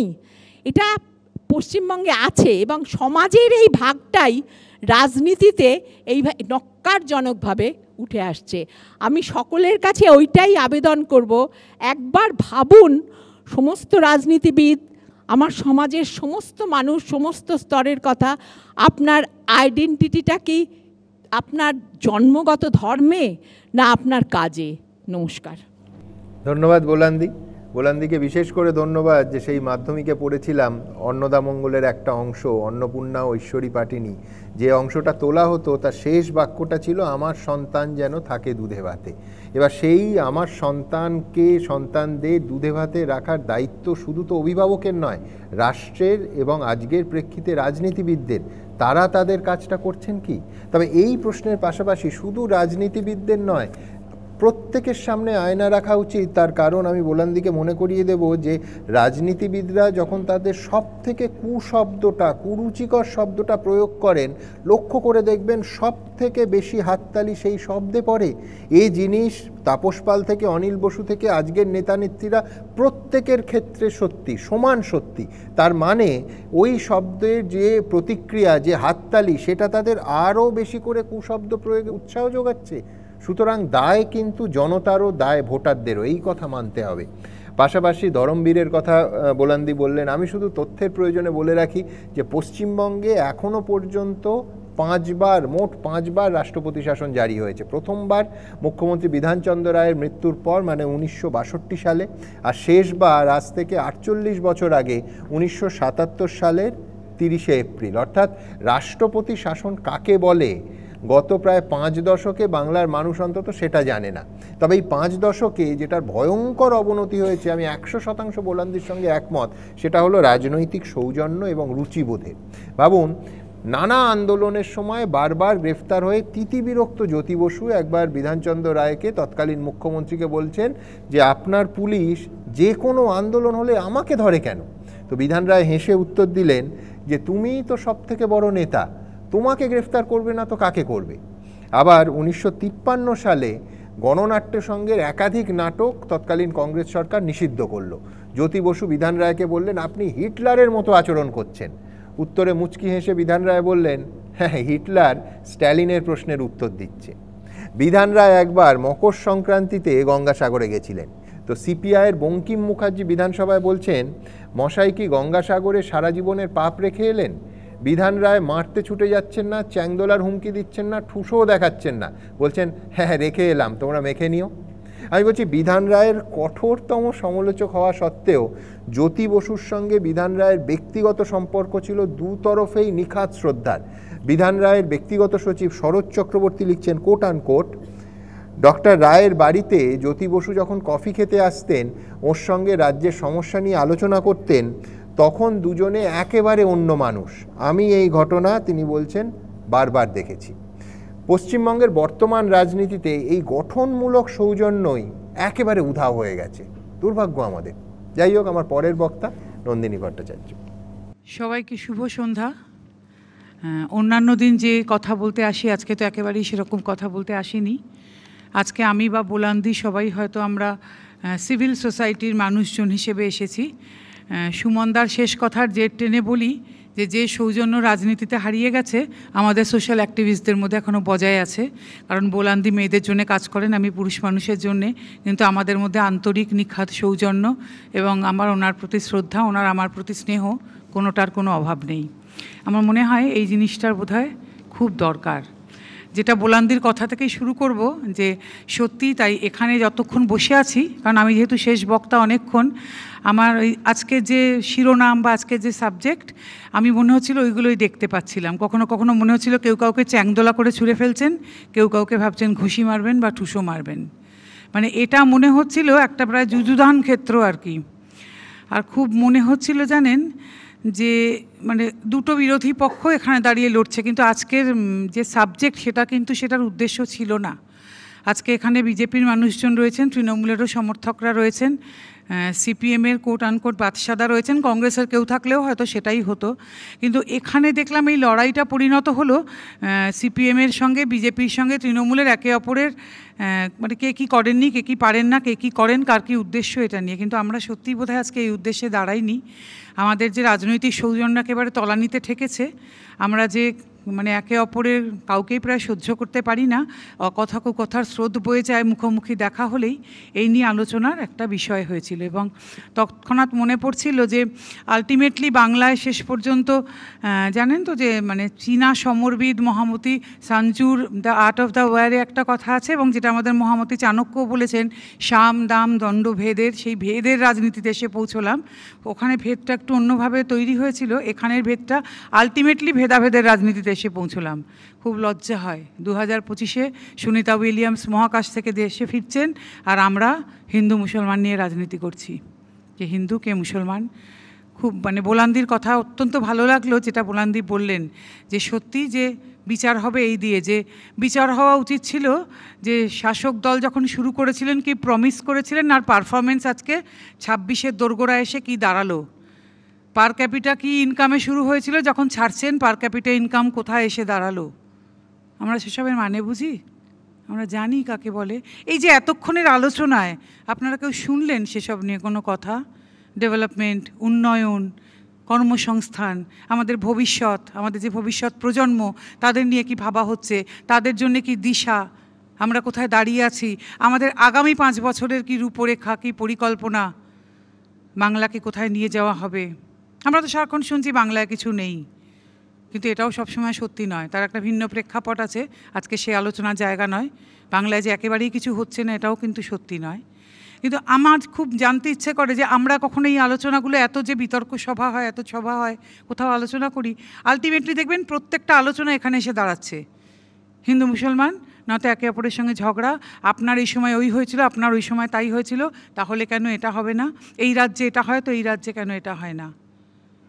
এটা কি সত্যি একটা ডেভেলপড নেশন, ডেভেলপড স্টেটের আলোচনার বিষয় হওয়া উচিত? বাদশাদ আজকে প্রসঙ্গ তুলছিলেন সাক্ষী মালিক, সেই সূত্রে এলো এখানে অভয়া বা অন্যান্য আরও। ওনাকে একটু মনে করিয়ে দিতে চাইব অনিতা দেওয়ানের কথা, বা সেই ভদ্রমহিলার কথা যাকে বিডান স্ট্রিটে নেকেট করে হাঁটানো হয়েছিল। কংগ্রেসের কেউ থাকলে তাকে মনে করিয়ে দিতে চাইতাম, নকশাল আমলে, নামটা ভুলে গেছি, হয়তো বোলান্দিদের মনে আছে, এক নার্স ভদ্রমহিলা, অত্যাচারে যা শেষ বোধহয় 20 না 30 বছর প্যারালিসিস হয়ে অচৈতন্য হিসেবে যার কেটে গিয়েছিল। এই সব যুগে যুগে হয়েছে, সবার যুগে এরকম আছে জানেন। বিনয় কুমারের নামটা বোলান্দি বললেন, তাই আমি বসে বসে ভাবছিলাম বলবো, যে অশ্রাব্য কথাবার্তা উনি আমাদের এখনকার মাননীয় মুখ্যমন্ত্রীকে বলতেন, সে শোনা যায় না। কাজে সবাই সবসময় সব কিছু করেছেন, আজকে যেটা হয়েছে, আমি নজরুল স্যার যেটা বলে গেলেন ওনার কথা একদম মানি। অনেক দিন ধরে একটা কথা বলে আসছি জানেন, আমাদের কাউন্সিলর, এমপি, এমএলএ যারা হচ্ছেন তাদের একটা মিনিমাম ক্রাইটেরিয়া থাকা উচিত এগুলো হওয়ার জন্যে। শিক্ষাগত যোগ্যতা থাকা উচিত, তাদের পারফরমেন্স অ্যাপ্রাইজাল হওয়া উচিত। তারা সারা বছর কি কাজ করলেন। দুদিন আগে সাংসদদের মাইনে বাড়লো জানেন তো, 2023 এপ্রিল থেকে তারা আবার পাবেন। কি করেন তারা? বছরের শেষে খতিয়ান দিয়েছেন তারা, কি করেছেন? আলটিমেটলি এই যে ধরুন আপনারাও বসে আছেন, আমরাও জনগণের অংশ, আমাদের হাতে কি রইলো? হাতে পেন্সিল ছাড়া কিছু আছে? একবারও হয়েছে আমাদের কথা আমরা কি পেলাম? নিজেরা ঝগড়া করছেন যে মন্দির হচ্ছে, মসজিদ হচ্ছে, কে ভেঙে দিচ্ছে, হিন্দু মুসলমান কি হচ্ছে, আমরা হিন্দু রাজ্য চাই, আমরা মুসলিমদের কিছু হলে মেরে শেষ করে দেবো। তা আমরা কি পেলাম? আমরা কেন এই প্রশ্ন তুলব না যে আমরা কি পেলাম? যারা ভোট দিয়ে নিয়ে এলাম আমরা কি পেলাম? জনগণ কি পেল? কিছু পেল? কিছু পেল না কিন্তু জনগণ, এন্ড অফ দ্য ডে। তাহলে এই প্রশ্ন তো উঠবে না। অথচ আপনাদের মাইনে বাড়ছে, 2023 থেকে আপনারা পাবেন আজকে 2025-এ। কাদের পয়সায় পাবেন? কেন পাবেন? কেন আপনাদের পারফরমেন্স অ্যাপ্রাইজাল হবে না? কেন ঠিক হবে না? আপনাদের বছরে কটা অ্যাটেন্ডেন্স, আপনারা কটা প্রশ্ন করেছেন, তার উপরে কেন আপনাদের মাইনে হবে না সংসদে? জানতে চাই আজকে। বছরের পর বছর কেন এই জিনিস চলবে? আপনারা উত্তর দিতে পারেন? আপনারা চিৎকার করছেন হিন্দু মুসলমান নিয়ে, আপনারা এমন এমন প্রশ্ন তুলছেন, আপনারা তো মানে মাতৃপরিচয় পিতৃপরিচয় নিয়ে প্রশ্ন তুলতে গিয়ে নিজেদের পিতৃপরিচয়কে সংশয়ে ফেলে দিচ্ছেন। কেউ কেউ বলছেন আমি অমুকের বাচ্চা, তমুকের বাচ্চা, যদি ভোটে না জিততে পারি তাহলে হবে না। যদি সত্যিই ভোটে না যেতেন তখন কি হবে? নিজের পিতৃপরিচয়কে সংশয়ে তো ফেলছেনই, অন্যের পিতৃপরিচয় নিয়ে টানাটানি করছেন। কেউ বলছেন আমার দলের আগে আমার জাতিসত্তা, কেউ বলছেন আমি হিন্দুদের বিধায়ক। আপনারা তো সংবিধানকে অ্যাক্রস করছেন। যখন জননেতা হিসেবে আপনারা শপথ নিয়েছিলেন এগুলো তার মধ্যে ছিল? একজন জননেতা মানে তিনি দল, ধর্ম, রাজনীতি কিচ্ছু দেখেন না তো। আপনি সে অঞ্চলে যদি বিধায়ক, আপনি যদি এমপি, আপনি যদি কাউন্সিলর, আপনার তো কিচ্ছু দেখার কথা নয়। আপনি আর্ত মানুষ, যিনি অসুবিধায় পড়েছেন তার পাশে দাঁড়াবেন। আপনার আবার এসব কথা কোথা থেকে আসে? হ্যাঁ, যে আমার দলের আগে আমার জাতিসত্তা, আমি হিন্দুদের বিধায়ক, হিন্দুদের ভোটে জিতে এসেছি, আসে এসব কথা? কোথা থেকে বলতে পারেন? আপনারা এসব কথা বলতে পারেন না। আপনারা এসব কথা ভোটে জিতে যদি এসেছেন, জননেতার ভূমিকা নিয়েছেন, শপথ নিয়েছেন, সংবিধান ছুঁয়ে শপথ করেছেন, তাহলে তো এগুলো আসে না তো। এই কথাগুলো কোত্থেকে আসে? নজরুল স্যারের কথা একদম মানি, আপনাদের কোনো আদর্শ কিচ্ছু নেই তো, আপনারা শুধু সুবিধাবাদ বোঝেন। যেরকম অনির্বাণ বলছিলেন যে এখানে আপনার কখনো এ দলে, কখনো ও দলে, কখনো সে দলে, কাজে আপনাদের তো আদর্শ বলে কিছু নেই। আর জনগণকে বোকা বানিয়ে চলেছেন সারাক্ষণ। এভাবে খুব বেশি দিন তো যাবে না, ভেবে দেখেছেন তাহলে কি হবে? তো এই জন্য আপনাদের ঘুষি পাকাতে হয়, চ্যাংদোলা করে ছুঁড়ে ফেলতে হয়। একবার ভাববেন, রাজনীতি ভালো, রাজনীতির অতি সক্রিয়তা জিনিসটা কিন্তু খুব ভালো নয়। আজকে যে জিনিস আপনারা দিনের পর দিন জুড়ে করে চলেছেন, এতে আপনারা বুঝতে পারছেন না, জনগণ কিন্তু অত্যন্ত বিরক্ত। প্রত্যেকে কিন্তু আজকে যখন আপনারা এই জিনিসগুলো করেন আর কথায় কথায় যে রাস্তা বন্ধ করছেন যেখানে সেখানে যে কোনো এজেন্ডা নিয়ে, এবং সেই এজেন্ডার কোনো মাথা মুন্ডু নেই, কিন্তু আপনারা নিজেরাই জানেন না আপনারা কেন রাস্তা বন্ধ করছেন। একটা ঘোট পাকিয়ে তুলতে চাইছেন। এবার আসি রাষ্ট্রপতি শাসনের কথায়। তাহলে এই যে যখন তখন রাস্তা বন্ধ করছেন, যেখানে সেখানে ক্যাওস সৃষ্টি করছেন, যেখানে সেখানে এই সমস্ত জিনিসগুলো করছেন, সেটাও কি সেই কারণে যাতে একটা ল অ্যান্ড অর্ডার সিচুয়েশনকে এমন তৈরি করে দেওয়া যায় যে এটা মনে করা হয় যে যাতে তাতে রাষ্ট্রপতি শাসন হয়? আমার কথাগুলো ভালো লাগছে না শুনতে, জানি, কিন্তু এই কথাগুলো সোজা কথা সোজা ভাষায় বলাটাই আমার মনে হয় সবচাইতে ভালো। চাইছেন এমন একটা ল অ্যান্ড অর্ডার সিচুয়েশন হোক, এমন একটা ক্যাওস তৈরি হোক যাতে একটা রাষ্ট্রপতি শাসনের মতন একটা সিচুয়েশন তৈরি হোক। সেটা কি সত্যিই হয়? সেখানেও আবার নজরুল স্যারকে বলি যে উনি যেটা বলছিলেন, কেন্দ্রীয় সরকার যদি না চান তাহলে তো সেটা হবে না, কিন্তু মাঝখান থেকে জনগণের ভীষণ অসুবিধার উদ্রেক করছেন। তারা খুব বিরক্ত। আমরা যারা সাধারণ মানুষ, আমরা কিন্তু এগুলো সত্যিই চাই না। আমরা 5 বছর আপনাদেরকে ভোট দিয়ে নিয়ে আসি, আমরা চাই একজন স্থায়ী সুষ্ঠু সরকার যারা আমাদের বিপদে আপদে আমাদের পাশে থাকবেন, পাশে দাঁড়াবেন। যে সমস্ত মানুষ সত্যি অসুবিধায় আছেন তাই দাঁড়াবেন। আপনারা কী করছেন বলুন তো? কেউ বলছেন 1200 টাকা, বলছেন আমরা ক্ষমতা এলেই 3000 টাকা দেবো। মেয়েদের বলছেন 3000 টাকা দেবো। এটা ওমেন এম্পাওয়ারমেন্ট আপনারা মনে করেন? রিয়েলি এটা ওমেন এম্পাওয়ারমেন্ট? আমরা এটা অন্তত ভাবি না। এটা হতে পারে না ওমেন এম্পাওয়ারমেন্ট কখনো। কেউ বলছেন 3000 দেবো, কেউ বলছেন 1800, কেউ বলছেন 2000। মহিলাদের কত ছোট করছেন এভাবে, সেই ধারণাটাও কখনো কখনো রাখবেন। মহিলারা ক্যাপেবল নিজেদেরটা নিজেদের লড়াই করে নিতে। আমার মনে হয় এই কথাগুলো বোঝবার সময় এসেছে। সোজা কথা সোজা ভাষায় যত তাড়াতাড়ি আপনারা বোঝেন আমার মনে হয় সেটাই মঙ্গল। আর যদি বুঝতে না পারেন তাতে কিন্তু আপনাদের বুঝতে হবে, মানে শেষের সেদিন ভয়ঙ্কর তো বটেই এবং সমাগতও বটে। সবাই খুব ভালো আর সুস্থ থাকবেন। ধন্যবাদ নন্দিনী দিদি। দেখুন, জনগণের হাতে সত্যি কি পেন্সিল রইল? নেতাদের কাজের মূল্যায়ন কেন হবে না, কেন অ্যাপ্রাইজাল হবে না? সাংসদদের মাইনে বাড়ুক, কিন্তু তারা সাধারণ মানুষের জন্য কতটুকু কাজ করলেন তার হিসেব কে নেবে? নন্দিনীদিকে বলবো, শুধু রাস্তা বন্ধ নয়, দুটো রাজনৈতিক দলের মধ্যে পড়ে গুলির লড়াই হচ্ছে। গত 6 মাসের মধ্যে একজন ডাক্তার দেখাতে বেরিয়েছিলেন, সেই যুবক গুলিবিদ্ধ হলেন। একজন চায়ের দোকানে চা খাচ্ছেন, গুলিবিদ্ধ হলেন। তার দায় কে নেবে? রাষ্ট্রপতি শাসনের কথা হচ্ছে। দেখুন, স্বাধীনতার পর একটার পর একটা রাজ্যে সরকার ভেঙে দিয়ে রাষ্ট্রপতি শাসন জারির এতগুলো উদাহরণ দিলাম। এবার আপনাদের সামনে ঠিক একটা উল্টো ছবি রাখবো। এই গল্পের নায়ক শিরোমণি আকালি দলের নেতা সুরজিৎ সিং বার্নালা। 1990 সালের মে থেকে 1991 সালের ফেব্রুয়ারি মাস পর্যন্ত তিনি ছিলেন তামিলনাড়ুর রাজ্যপাল। সেই সময় প্রধানমন্ত্রী ছিলেন চন্দ্রশেখর, আর তামিলনাড়ুতে তখন ডিএমকের সরকার। কেন্দ্রের তরফে রাজ্যপাল বার্নালাকে বলা হলো যে রাজ্যের সরকার ফেলে দিয়ে রাষ্ট্রপতি শাসন জারির সুপারিশ করতে। ভারতবর্ষে একটি নজির সৃষ্টি করে সুরজিৎ সিং বার্নালা স্পষ্ট জানিয়ে দিলেন যে এই কাজ তিনি করতে পারবেন না, তার কারণ তামিলনাড়ুতে সেই রকম কোনো পরিস্থিতি তৈরি হয়নি। সঙ্গে সঙ্গে কেন্দ্রীয় সরকার বার্নালাকে তামিলনাড়ুর রাজ্যপালের পদ থেকে সরিয়ে বিহারের রাজ্যপাল করে দিল। কিন্তু নিজের নৈতিকতার সঙ্গে কোনো আপোষ না করে রাজভবনের ওই বিলাসের লোভ ছুঁড়ে ফেলে দিয়ে সেদিন সঙ্গে সঙ্গে ইস্তফা দিয়ে দেন সুরজিৎ সিং বার্নালা। ভাবা যায়? সুতরাং বুঝতেই পাচ্ছেন, এ দেশে ওই 356 ধারাকে নিয়ে রাজনীতিতে নানা নাটকীয় মোড় নানা সময় এসেছে। সেই তালিকায় এবার কি পশ্চিমবঙ্গ ঢুকছে নাকি? এই প্রশ্ন দিয়ে শুরু করব আজকের ওপেন ফোরাম। হ্যাঁ, বাচ্চা কিছু। আচ্ছা, আমার একটা উত্তরই বলবো, যেটা সুমন আমাকে বললেন। সেটা হচ্ছে যে আমি তো অনির্বাণের কথা সমর্থন করেছি, যে আরএসএসের যে ভূমিকাও বলেছে আমি 100% সমর্থন করি। আমি শুধু বলেছি যে এই আমলে আরএসএসের শাখা এত বিস্তার কেন হলো, এই প্রশ্ন উনিকে মাননীয় মুখ্যমন্ত্রীকে করতে পারবেন। যদি না পারেন তাহলে এখানে এই বক্তব্যের কোনো মানে হয় না। 2 নম্বর হচ্ছে, এই যে যাদবপুর কাণ্ডে দেখুন, যখন ছাত্র আন্দোলন করছে তখন বিজেপি এবং তৃণমূল দুজনেই বলল 2 মিনিটে দখল করতে পারি, মানে গায়ের জোরে যাদবপুর দখল করব। ভাবটা এরকম যে যাদবপুর একটা কুস্তি রাখরা, পালোয়ান পাঠিয়ে দখল করে নেওয়া যায়। কিন্তু যাদবপুর দখল করতে গেলে মেধা লাগে, শিক্ষা লাগে, তারা ভুলে গেলেন। এবং যেহেতু বামপন্থীদের গন্ধ পেলেন, তাই তৃণমূল বিজেপি একসঙ্গে বামপন্থীদের শত্রু বানালো। তাহলে আমার মাননীয় সুমনকে প্রশ্ন, যে তিনি কি শত্রু নির্বাচন ঠিক করলেন? এই একই ইস্যুতে বিজেপি তৃণমূল একই সঙ্গে ছাত্রদের আক্রমণ করে সেটা কি সঠিক সিদ্ধান্ত নিয়েছিলেন? উত্তরটা দেবো। আচ্ছা, আরএসএসের শাখার প্রশ্নে প্রথম কথা, বাদশাদা বলছিলেন উনি বামপন্থা সমর্থক। উনি বামপন্থা সমর্থক হলে আমি সবটা মেনে নিতাম, আদৌ উনি বামফ্রন্ট পন্থার সমর্থক, দুটো আলাদা। এবার আরএসএসের শাখার প্রশ্নে আসি। একটি রাজ্যের ভিত্তিতে সবচেয়ে বেশি শাখা, মানে পার্সেন্টেজ বা যে প্রপোর্শন হয়, যেটা হচ্ছে এটা কেরালাতে, বা ওইটুকু রাজ্যে 5000-এর বেশি শাখা, এবং সেখানে আরএসএসের লোক মাঝে মাঝেই বলে অসাধারণ কাজ চলছে কেরালায়। অতএব যদি শাখা বৃদ্ধির দায় পশ্চিমবঙ্গের ক্ষেত্রে তৃণমূলের হয়, আমি জানি না কেরালার ক্ষেত্রে উনি কার ঘাড়ে চাপাবেন।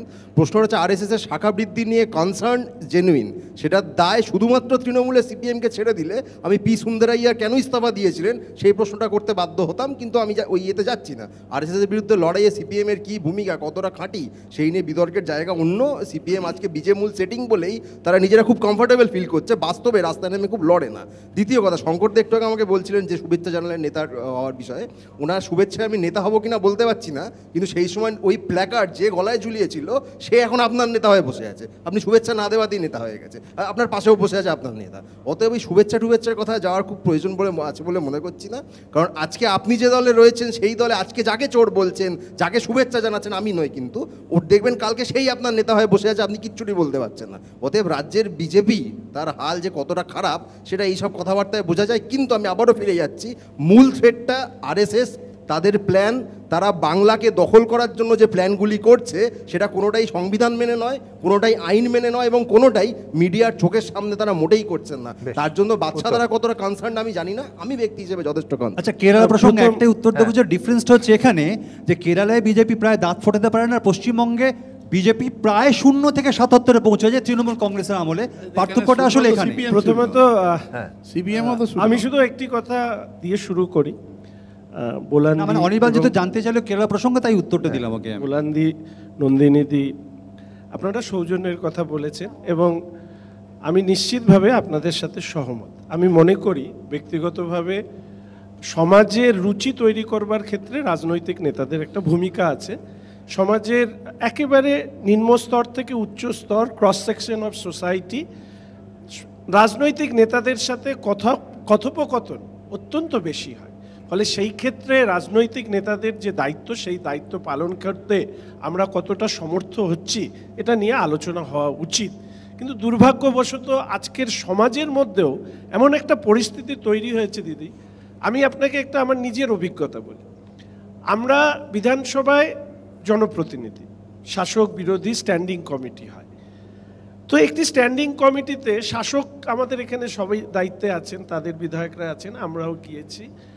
আমিও ওই কমিটির সাথে একটা ট্যুরে গিয়েছি। ট্যুরের কিছু ছবি পাবলিক পোস্ট হয়, আমার প্রোফাইলে নয়, অন্যদের প্রোফাইলে।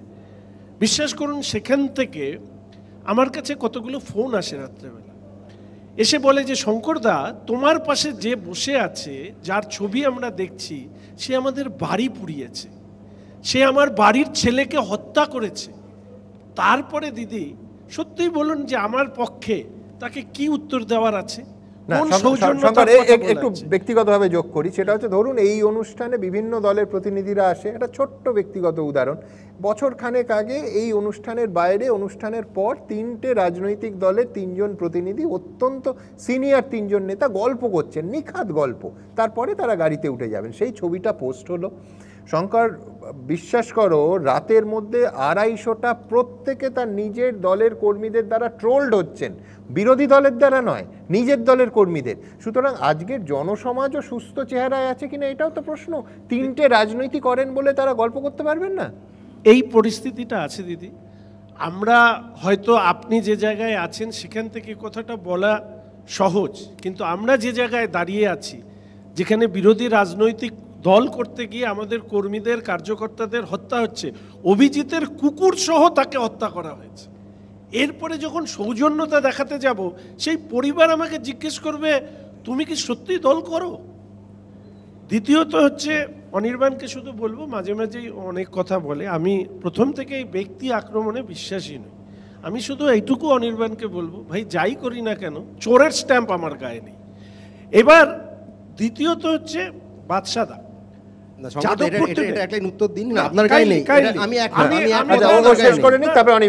আপনি যে বিধানসভা সদস্য, তার যিনি বিরোধী দলনেতা, তার গায়ে আপনার দল প্রেস কনফারেন্স করে চোরের স্ট্যাম্প লাগিয়েছিল। হ্যাঁ দেখুন নাকি না? পরিবর্তনের জায়গায় আজকে আপনার দলের আতঙ্ক হচ্ছে শুভেন্দু অধিকারী হচ্ছে আতঙ্ক। শুভেন্দুকে চোর বলেছিল, শুভেন্দুকে চোর বলেছিল, শ্রমিক ভট্টাচার্যকে ওটিটা কিছু ছেলে বলেছিল, বলেছিল কি বলেনি? যে কথা প্রমাণ হয়নি সেই কথার কোনোটাই তো প্রমাণ হয়নি। কোনটা প্রমাণ হয়নি? আপনি যেটা বলছেন স্ট্যাম্প, সেটাও তো প্রমাণ হয়নি। কোনটা প্রমাণ হয়েছে? এগোতে হবে না তো। শুধু একটাই কথা বলবো, বাদশাদারও জানা উচিত, এবং আমার এতে কোনো লজ্জা নেই যে আমি বামপন্থী রাজনীতি করেছি। সোজা কথা সোজাভাবে বলেছি। আমি মনে করি আজকের এই পরিস্থিতিতে হিন্দুদের হয়ে কথা বলার দায়িত্ব আমাদেরকে নিতে হবে। বাংলাদেশের যা পরিস্থিতি দেখেছি, সেই পরিস্থিতি অন্তত পশ্চিমবঙ্গে হোক, এটা আমি চাই না। তার জন্য অনির্বাণের মতন কেউ দল পরিবর্তন করেছে বলে কিছু কটু কথা বলবে, ওগুলো আমি সে অর্থে ধর্তব্যে নিই না। শুধু দুটো কথা বলবো দাদা, যাদবপুরে যারা এত শিক্ষিত, এত ভালো, এই যে যাদবপুর বিশ্ববিদ্যালয় থেকে পার হবার পরে তাদের কারোর নাম কেন শোনা যায় না? কেন যারা যাদবপুর বিশ্ববিদ্যালয়ে সমাজ পরিবর্তনের স্বপ্ন দেখে, আমার মতন একসময় আমিও এইভাবেই দেখতাম, তারা বিশ্ববিদ্যালয় থেকে পার হয়ে যাওয়ার পরে তারা কোথায় যায়? দ্বিতীয় কথা সুমনদা, না না কাইন্ডলি আইএসএ শঙ্কর দা উত্তরটা শুনুন প্লিজ এবার শুনুন না, আরে উত্তরটা আমার কথা শেষ করতে আপনি একটু বললেন হিন্দুদের জন্য বললেন, শুনুন না আরে দাদা শুনুন অনির্বাণ, এটা সংলাপের জায়গা না, আবার আসবো আমি। এখনো প্রায় 6 জন বলেন বিষয় সরকার অনেক সময় বলা হয় দল বেশ, বদল নিয়ে। হ্যাঁ। আমি শুধু একটা সাধারণ কথা বলি। হ্যাঁ, আমি একটা ছোট্ট কথা বলেছিলাম আজকে অর্জুনদার কথায় এটা কিছুটা প্রতিফলিত হয়েছে যে ফেস টুপি পরলে ধর্মনিরপেক্ষ হওয়া যায়, কিন্তু গেরুয়া বসন পরলে সাম্প্রদায়িক হয়ে যায়। আমার মনে হচ্ছে ডাবল স্ট্যান্ডার্ড। আইএসএফ এর সাথে যখন বামপন্থীরা যখন হাত মেলাচ্ছে, আসন বেশ, সমঝোতা বেশ, করছে, শঙ্কর। আমি তখন বলেছিলাম যে পরের কি করে হ্যাঁ। একটা যারা আইডেন্টিটি পলিটিক্স করে তাদের সাথে হাত মেলায়, সেই প্রশ্নের উত্তর কিন্তু আজ পর্যন্ত করার আগে বলবো যে আমি যাদবপুর বিশ্ববিদ্যালয় আজকেও যারা বেরোচ্ছেন বিভিন্ন শিক্ষা প্রতিষ্ঠানে, শঙ্কর খোঁজ নিলে জানতে পারবেন, তাদের বহু নাম একেবারে তাদের কৃতিত্বের পাশে জল করছে। এখন যারা বেরোচ্ছেন তারাও একাধিক বিদেশি বিশ্ববিদ্যালয় এবং দেশের একাধিক শিক্ষা প্রতিষ্ঠানে তারা উজ্জ্বল স্বাক্ষর রাখছেন। রাইট, আমি একদম সমর্থন করি। আমার কথাটা এখানে সমাজ পরিবর্তনটা কি যাদবপুর বিশ্ববিদ্যালয়ে পড়া অবধি থাকে, তারপরে আর থাকে না? দেশের মাটি, বিদেশে চলে যেতে হচ্ছে কেন? দেশের মাটিতে থেকে দেশের জন্য কাজ করা, দেশের সমাজকে পরিবর্তন করার কাজে সরকার কর্মসংস্থান এবং উচ্চশিক্ষা যথেষ্ট ব্যবস্থা করতে পারছে না বলে ব্রেন ড্রেন হওয়ার দায়টা রাষ্ট্রের একেবারেই শুধুমাত্র ছাত্রছাত্রীদের নাকি? আমি আমার শিক্ষার পরিকাঠামো দেব না, আমি চাকরির সুবন্দোবস্ত করতে পারবো না, তারপরে একটি অত্যন্ত উচ্চশিক্ষিত ছেলে বা মেয়ে বাইরে গেলে দায় তাকে দেশদ্রোহী বানাবো? বলেন দি, আমি আসবো প্রত্যেকের কাছে, অনেকক্ষণ ধরে বলার চেষ্টা করছি। একটা কথা শুধু বলতে চাই আপনাদের, যে আপনারা মূল বিষয়টা থেকে সরে যাচ্ছেন কেন? বিষয়টা তো গণতন্ত্র, এবং গণতন্ত্র যদি দেশে থাকে তাহলে একজন জনপ্রতিনিধি তিনি তার পার্টি, তুমি ওই দল করো কি না, এটা তার কাছে প্রশ্ন হবে না। এবং আরেকটা কথা হচ্ছে যে সংখ্যাগুরুর দায়িত্ব সংখ্যালঘুকে রক্ষা করা, এইটা ভুলে গেলে চলবে না। এইটা গণতন্ত্রের দায়িত্ব, এবং সেই গণতন্ত্র মেনে আমরা ভোট দিয়ে এই সরকার এনেছি। দিদি, আমি আপনার কথার সাথে সহমত পোষণ করে আমি বলি, 1947 সালের দেশ বিভাজন, 1971 সালে পূর্ব পাকিস্তান থেকে বাংলাদেশের জন্ম হওয়া, এই সময়টা হিন্দুদের জনসংখ্যা কেন পূর্ব পাকিস্তান এবং বাংলাদেশে 22 থেকে 6% হলো? এই প্রশ্নের এই কথাটা আমরা হতে চাই না, এটাই আমাদের দুর্ভাগ্য। না, আমার কথা হচ্ছে যে যেহেতু যাদবপুরের প্রসঙ্গ উঠলো, এটা খুব দুর্ভাগ্যের। আমি কিছুটা শঙ্করের সঙ্গে সহমত পোষণ করি যে এটা শঙ্কর সঠিকভাবে বলেছে যে যাদবপুরের যে আদর্শ নিয়ে তারা বিপ্লবী আদর্শ নিয়ে যাদবপুরে ছাত্র রাজনীতিটা করে, যাদবপুর নিয়ে তৃণমূল আর বিজেপি একমত হবে এটা আমরা জানি। মেধা নিয়ে বলছি না, মেধা নিয়ে ও প্রশ্ন তোলেনি। প্রশ্নটা হচ্ছে যে সেই আদর্শটা যাদবপুরে বিসর্জন দিয়ে তারা বিদেশে চলে যায়, এটা একটা অন্য প্রশ্ন।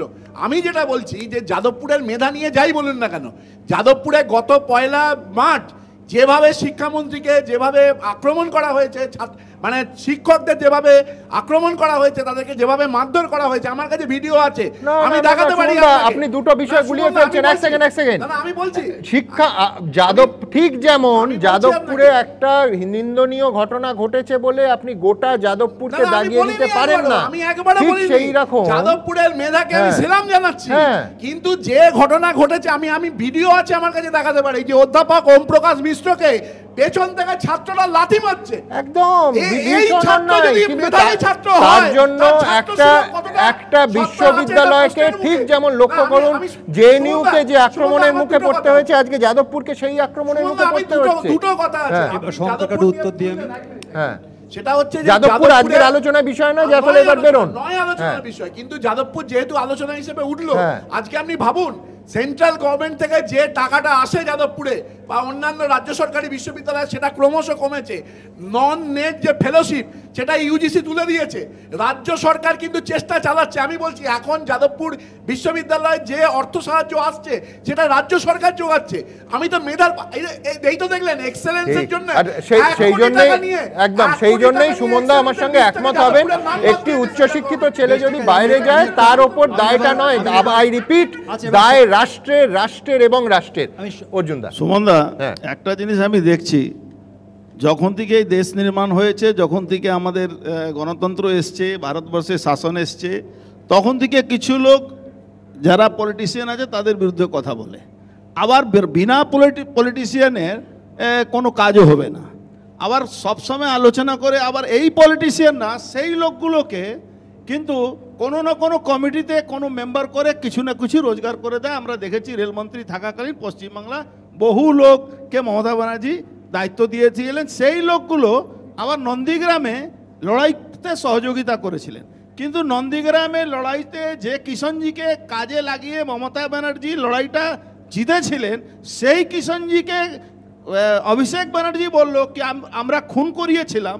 সেই পশ্চিমবাংলা সেই লোকগুলো যারা কিষণজিকে কাজে লাগিয়েছিল কিন্তু চুপ ছিল। আজকে ব্যক্তিগত আলোচনার মধ্যে আমি যাচ্ছি না, কিন্তু একটা জিনিস আছে, সব সময় ওই নেতারা খারাপ, ও কেন টাকা নিচ্ছে, কিন্তু আপনি কবে কখন টাকা নিলেন এটা নিয়ে বলছেন না। আর যে স্কুলে যে কলেজে ইউনিভার্সিটিতে আপনি বলেছেন আমি বলিনি, আপনি বলেছেন আমি বলিনি, তখন যেভাবে সন্ত্রাসের রাজত্ব বলেছিলেন আমি বলিনি। এখানে যে ইউনিভার্সিটিতে দেশ থেকে টুকরা হয়ে ইনশাআল্লাহ ইনশাআল্লাহ সেই ইউনিভার্সিটিতে 2019 এর পর কি হয়েছে, টাকা খরচ করে সেই ইউনিভার্সিটির লোকেরা ওই বামপন্থা রাজনীতিকে সামনে নিয়ে এসে পশ্চিমবাংলাকে কত পিছিয়ে নিয়ে গেছে। আর আজকে তার জন্য দূরবীন দিয়ে এই বামপন্থীদেরকে দেখতে হচ্ছে। আগামী দিন কেরালার শুধু নয়, ওই কথা হচ্ছিল তো আরএসএস এর অমুক বেড়েছে তমুক বেড়েছে, নিশ্চয়ই বাড়বে। 39% ভোটে পৌঁছে গেছে বিজেপি, আর 5% ভোটের দরকার। যখন আপনি বাংলাদেশে হিন্দুদের উপরে অত্যাচারের প্রতিবাদ করবেন না, তাহলে নিশ্চিতভাবে ওই বাংলাদেশ থেকে পশ্চিমবাংলা বাঙালি হিন্দুরা এসেছিল, তারা কিন্তু আপনাকে দেখছে যে আপনি কোন জায়গায় আছেন। এখানে ব্যক্তিগত অনির্বাণ অনেক করছে। অনির্বাণকে শুধু একটাই কথা বলবো, যেদিন সিপিএম এর সঙ্গে চোখ মিলিয়ে লড়াই করতাম আমরা মমতা ব্যানার্জিকে ওই কংগ্রেস থেকে তৃণমূলে বানিয়ে যখন থেকে আমরা ছিলাম, তখন অনির্বাণ মতন লোকেরা আজকে লম্বা লম্বা কথা বলছে সিপিএম থেকে কোনোদিন লড়েনি। আরে সিপিএম উনিও সিপিএম থেকে লড়েনি। সিপিএম এর লোকেরা এখন তৃণমূলে এসে সিপিএম হেভি মেরেছিল, তৃণমূল থেকে বিজেপি, কংগ্রেস থেকে বিজেপি। আরে মমতা ব্যানার্জি ভয়ে নন্দীগ্রামে যাচ্ছিলেন না, যখন গুলিগালা চলেছিল আপনার পাশেই সিপিএম বসে আছে। আডবাণীজির সঙ্গে অর্জুন সিং ছিল, অর্জুন দা আপনার পাশেই সিপিএম বসে আছে। অর্জুন সিং ছিল, অর্জুন দা অর্জুন দা পাদিকে আপনি অর্জুন দা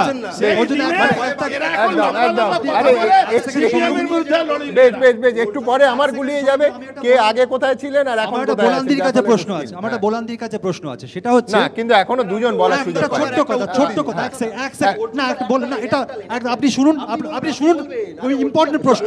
আমার প্রশ্নটা বোলান্দিকে এই কারণে আছে একদম, বা আপনার কাছেও আছে, রাজনীতিবিদদের যে কথাটা বলছেন আমিও আপনার সঙ্গে সহমত। এই কথাগুলো আমিও বলি তাদের ভাষা, অনেক কিছু নিয়ে।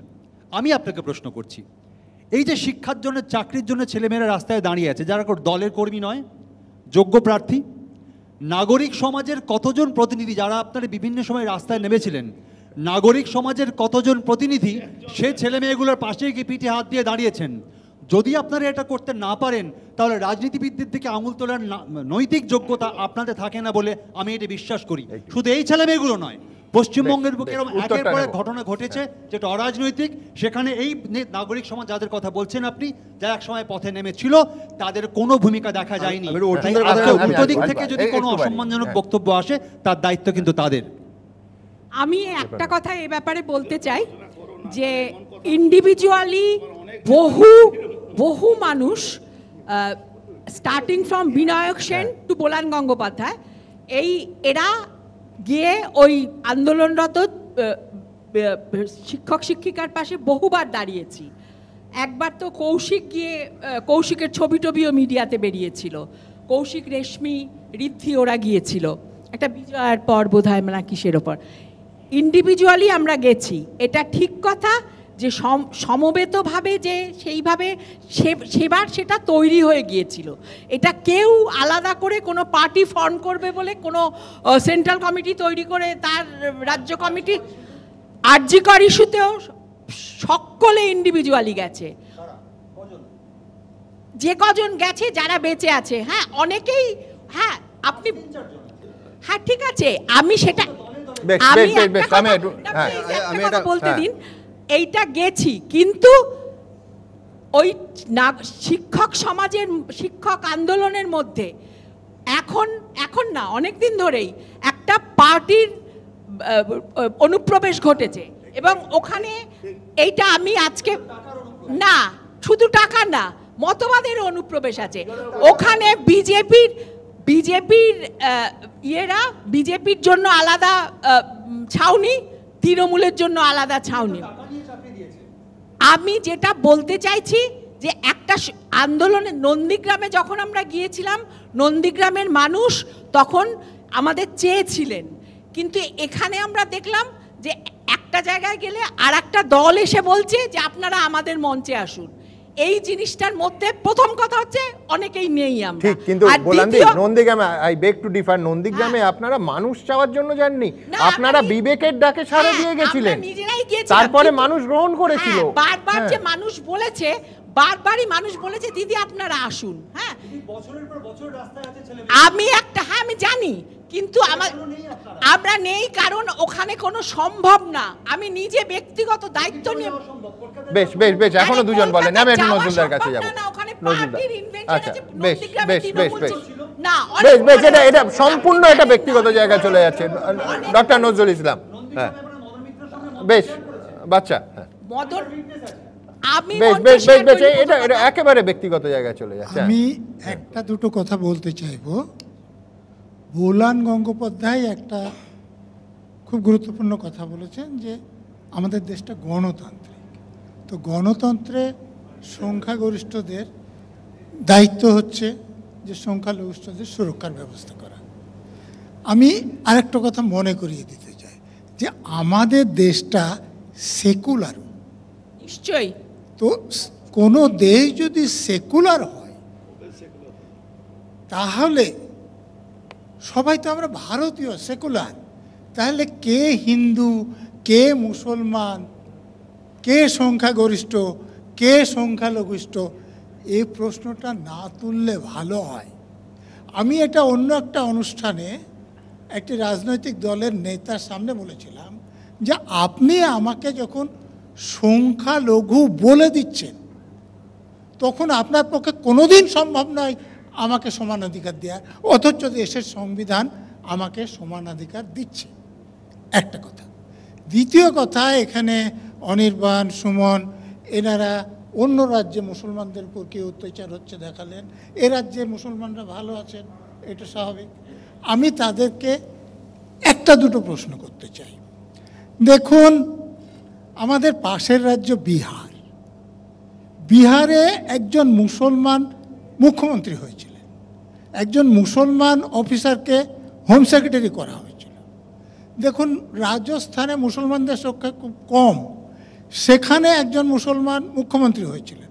মহারাষ্ট্রে একজন মুসলমান মুখ্যমন্ত্রী হয়েছিলেন। উত্তরপ্রদেশে একজন মুসলমান অফিসারকে চিফ সেক্রেটারি করা হয়েছিল। যে দলকে আপনারা সবসময় মুসলমানদের বিরুদ্ধে বলেন, সেই মহারাষ্ট্রের মুম্বাইয়ে একজন পুলিশ কমিশনার মুসলমান আইপিএস অফিসারকে করা হয়েছিল। যে গুজরাটের ডিজি একজন মুসলমান আইপিএস অফিসারকে করা হয়েছিল। আপনারা একবার ভেবে দেখবেন তো যে আমাদের এই রাজ্যে একজন মুসলমান মুখ্যমন্ত্রী কেন, কোনো গুরুত্বপূর্ণ মন্ত্রী কোনো মুসলমানকে কেন করা হয়নি, একজন চিফ সেক্রেটারি কেন কোনো মুসলমান। আমাকে শেষ করতে দিন দয়া করে, আপনাদের সময় একটা কথা বলি, আমি জিজ্ঞাসা করছি। না, আপনি করবেন, আমাকে শেষ করতে দিন। করুন না, আপনি নিজেই তো যথেষ্ট গুরুত্বপূর্ণ পদে ছিলেন, না একাধিক। আমার কথাটা শেষ করতে দিন, আপনি তারপর যা খুশি তাই বলবেন। আপনারা বলুন তো, এখানে স্বাধীনতার পর থেকে আজ পর্যন্ত ডিজি কেন একজন কোনো মুসলমান অফিসারকে করা যায়নি, কলকাতা পুলিশের সিপি কেন একজন কোনো মুসলমান অফিসারকে করা যায়নি। তো আপনারা মুসলমানদেরকে ঠ্যাঙাড়ি বাহিনী করছেন, ক্রিমিনাল করছেন, এতে মুসলমানদের কোনো উপকার নেই। ইমাম ভাতা দিচ্ছেন, এতে মুসলমানদের কোনো উপকার নেই। আমি একদম মুয়াজ্জিন সহমত। ভাতা দিচ্ছেন, এতে মুসলমানদের কোনো উপকার নেই। হজ হাউস করছেন, এতে মুসলমানদের কোনো দোলি বা উপকার নেই। হোলের সময় মসজিদ মুসলমানরা থেকে যে দিয়ে এলাকায় মুসলমানদের প্রচুর থাকে, উপকার আছে, তাই তো? মুসলমান দোলের সময় মসজিদ থেকে দিয়ে আপনার প্রচুর সময় উপকার আমি আছে। একটা কথা নামাজ বলি, পড়ার সময় বেশ, পুলিশ বেশ, এসে বেশ, দিয়ে দিচ্ছে, দারুণ উপকার হচ্ছে। রাজনীতি হচ্ছে করলে তো? ভদ্রতা খাবার কি ভুলে আছে? যেতে না, না, হয়, ঠিক আছে, আমি সৌজন্য ভদ্র, ভুলে আপনি দারুণ যেতে ভদ্র। হয়, আপনি এটা বলুন না। কিন্তু নয়। খাবার কি আছে সৌজন্যতা সেই থেকে শিখুন। পিটিএম এর মুসলমানদের দারুণ বেশ, উপকার বেশ, হচ্ছে, বেশ, তাই তো? এটা আপনি মনে করেন? দেখুন, আমি একটা কথা বলছি বারে বারে, একটাই কথা, যে আমরা আজকে 2025 সালে দাঁড়িয়ে যখন একটা আলোচনার কেন্দ্রবিন্দু হয়ে তার, আর এখানে কিন্তু সংখ্যালঘু আরও অনেক আছেন, কিন্তু আমরা পুরো ঝগড়াটা নিয়ে এসেছি হিন্দু আর মুসলিমে। শিখ আছেন, ক্রিশ্চান আছেন, আরও অনেক আছেন, বৌদ্ধ আছেন, নেই কি এখানে? তাদের কথা কেউ বলিই না। তাহলে তারাও কিন্তু একজনেরও মাথাচাড়া দিতে পারেন, বলতে পারেন আমরা কে, নন এন্টিটি, আমরা কেউ নই। আর সর্বোপরি আমার মনে হয়, এটা আমার ব্যক্তিগত মতামত, আপনাদের সবার ভিন্ন মতামত থাকতে পারে, শিক্ষিত ভারতীয় হিসেবে, যে আজকে যেখানে আমরা অনেক দূর এগোবার কথা ভাবছি, আমরা বলি ডিজিটাল ইন্ডিয়া, আমরা বলি সবার নাকি ব্যাংক অ্যাকাউন্ট আছে, সবাই নাকি জিপে করছেন, মানে অনলাইন পেমেন্টে চলে যাচ্ছি পুরো ভারতবর্ষ, সেখানে দাঁড়িয়ে একটা আলোচনা শুধু যদি হিন্দু মুসলমান উঠে আসে, আমরা কেউ বলি আমার কাছে দল নয় জাতিসত্তা প্রমাণ, মেরে ভাসিয়ে দেবো 30%কে, আর একজন বলছি আমি হিন্দুদের বিধায়ক, চ্যাংদোলা করে বাইরে ফেলে দেবো, আমার কিন্তু মনে হয় এটা না আমাদের খুব ডিগ্রেড করে, আর এর বেশি কিচ্ছু না। আমার এটুকু বক্তব্য। একদম নন্দিনীদির বক্তব্যটা আমি আরেকটু বাড়িয়ে নিয়ে যাই, সেটা হচ্ছে আশঙ্কার আরেকটা জায়গা আছে। আমরা এই এতক্ষণ কথা বলছি, এখনও 1 বছরেরও বেশি সময় আছে পরের ভোটের। আমি বলছি এখন যদি সমস্ত ইস্যু ছাড়িয়ে শুধুমাত্র ধর্মীয় পরিচিতি, হিন্দু মুসলমান, সংখ্যাগুরু সংখ্যালঘু সামনে আসে, তাহলে একবার ভাবুন ভোটের সময় কি হবে, এবং এই বিভেদ যত বাড়বে, হিংসা এবং রক্তের হোলি খেলা আমাদের মতো রাজ্যে, যেটার একটা হিংসা এবং রক্তপাতের ট্র্যাডিশন চলছে, সেইটা কি আরও মারাত্মক জায়গায় যাবে না? এই আশঙ্কা নিয়ে আজকের এই অনুষ্ঠান শেষ করব। দেখুন, চ্যাংদোলা নিয়ে এত কথা হলো, আমি এতক্ষণ ভাবছিলাম কেউ একবারও সুকুমার রায়কে স্মরণ করলেন না কেন? আবলতা বলেছিল, হ্যাংলা হাতি চ্যাংদোলা শূন্যে তাদের ঠ্যাং তোলা। সেখানে অবশ্য চ্যাংদোলা করে ছুঁড়ে ফেলার কিংবা ঠ্যাং ভেঙে দেওয়ার কোনো হুমকি টুমকি ছিল না। আবার শীর্ষেন্দু মুখোপাধ্যায়ের কথাই ধরুন, তার মুক্তিপণ গল্পে ফুলুবাবু বাংলা অভিধান ঘেঁটে কি খুঁজছিলেন সেটা মনে আছে? ঘুষো আর ঠুঁসোর মধ্যে তফাৎ কতটা। তবে সেসব সন্ধানে রাজনৈতিক হিংসার কোনো সম্ভাবনা ছিল না, যেটা আজকের পশ্চিমবঙ্গে আছে, ভবিষ্যতের দিকে তাকিয়ে আরও আছে, বিশেষ করে এই ভোটের বাজারে। এ রাজ্যের আসল সমস্যা কিন্তু সেইটা। যাই হোক, শান্তি সর্বত্রগামী হোক, নেতানেত্রীরা মাথা ঠান্ডা রাখুন, আর জিভে দয়া করে একটু লাগাম পরান। আজকের দাবি এটাই। ভালো থাকবেন সবাই, শুভরাত্রি।